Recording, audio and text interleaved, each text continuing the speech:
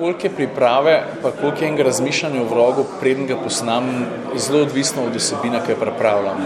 Načeloma postavim pri sebi v glavi rdečo nit, pripravim se na avto in potem rečem, naj se dan začne.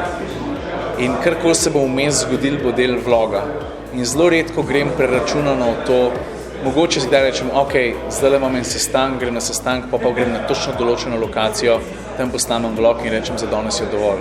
To je bolj redko kot to, da zjutraj vstanem, rečem, danes moram tale avto posnet, verjetno bom šel v Ljubljano, če se bo vmes kaj zgodil, bomo videli. Po tem principu delujem. Sprav imam neke zelo nagrobe osnove postavljene, da moram v enem dnevu posnet avto, da moram narediti trening, pa da grem na košarko, pa da grem na en sestanek.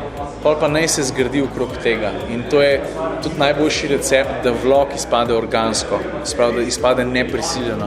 Včasih povem vse v enem avtomobilu na enem mestu, to je večino. Včasih pa povem nekaj tukaj, pa se malo pelem, pa nekaj drugega naredim, pa se potem drugi nadaljuje. Tako da je zelo neke jasne forme ni.